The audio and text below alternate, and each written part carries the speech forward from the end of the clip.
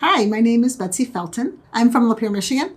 I am a registered nurse by trade. Currently, I'm the corporate director of cardiovascular services for McLaren Healthcare. I've worked for McLaren for 30 years. I had COVID in December. Physically, had major headache, extreme fatigue. I had that brain fog that people talk about, and then I had severe joint pain and some shortness of breath. It affected me that way physically. Afterwards, I think it took me about 2 months to really get my strength back because it really did zap it right out of me. The whole family got it.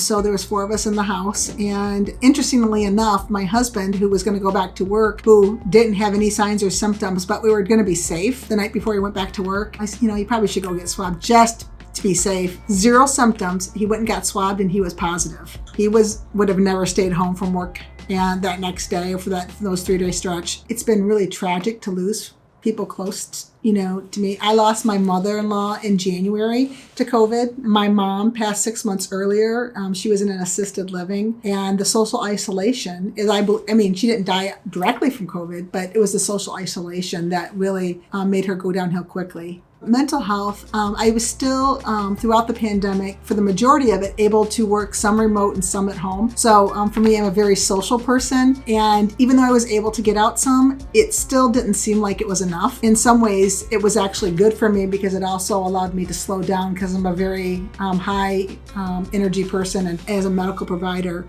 you want to be able to help people and to get them better.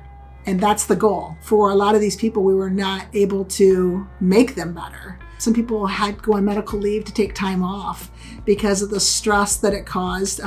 So it affected them pretty tremendously. Some people had some real anxiety. We had several of my people that I know actually last summer stayed away from their family because they were working, and they stayed in a camper. In the middle of the winter, they didn't want to transfer it. So all the healthcare workers, not everybody did that, but there was a large majority that stayed in a camper just to keep it away from their family. It's been nice to be able to have the virtual to keep connected. And I actually save about, 45 minutes to work. And so I save about an hour and a half each day traveling. So I do a split rotation now.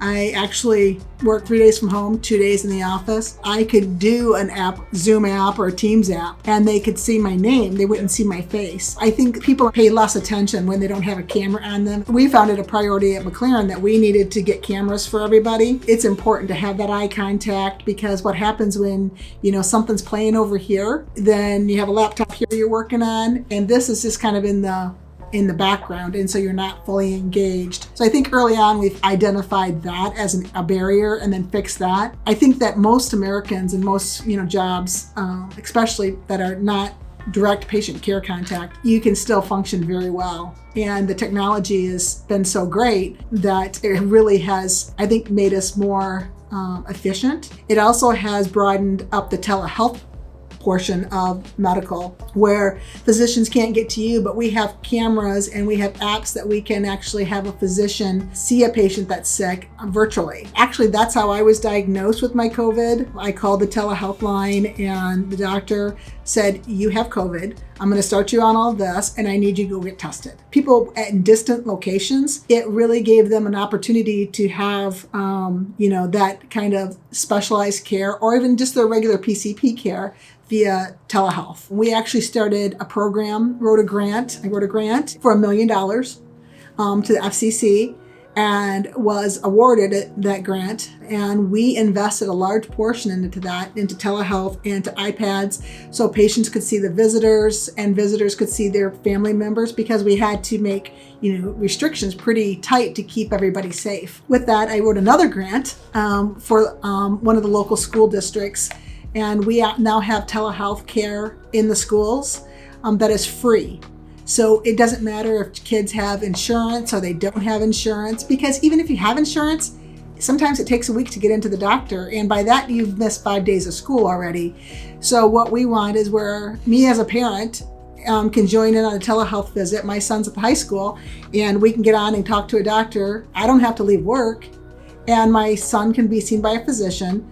And if a prescription needs to be called in, I can pick it up on my way home because I didn't have to leave work. My son stayed in school. That was the goal for that whole initiative. So Yeah, there's been some positives. And so this area is the Cardiac Pulmonary Rehab Center, where patients, post-COVID patients, come and get their strength back. And this is an important part of the process of them getting better and getting to full strength. You can see that we have every other one blocked off to comply with the mandate, but this is where they really get strong and get back to that baseline where they came from pre-COVID. It's an important part of their recovery, and they do a great job here making sure that our patients are safe and getting them graduated from the pulmonary rehab department. One of the great things that has come out of this COVID time is, like I told you, I'm a high energy person, and I knew this was going to last for a little bit. I have my BSN for a nurse. I also have my master's in business administration. But one of the things I've always wanted to do is have my master's in science of nursing, because I want to be the master of my craft. And so I decided I might as well take this time to have something positive come out of it. In 1.5 weeks, I graduate with my MSN that I started, and I just, accelerated and put additional classes where I'd be going to meetings. I filled those in with school.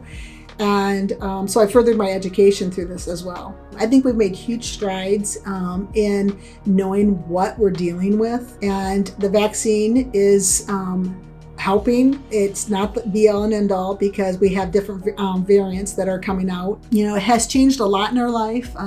Canceled several vacations. I think we all have. But the most important thing is that, we're learning more and more about the virus and how we can better protect ourselves. It's about getting back to a normal, different life. I think that that's the ultimate goal for me, is if we can start learning to live with it and work with it instead of everybody fighting against it, because it has been a huge divide for this country.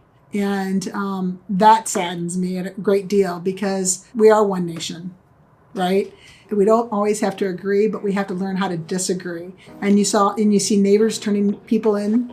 You see people just not being nice to one another. And I think that's one thing that if we can all start worrying about ourselves, as in how to protect us, worry about, people and to help them, but not to get them in trouble and catch them or do anything like that. There's hope out there. We're going to get through this. I think if we learned anything from this, it's this, that we still have to be humane. And there's ways to still be humane and still protect one another. I would love to get past the people dying with their family watching via video. I'm glad they had that opportunity, but how can we move past it to be humane and to remain, patient-centered and keep the community safe?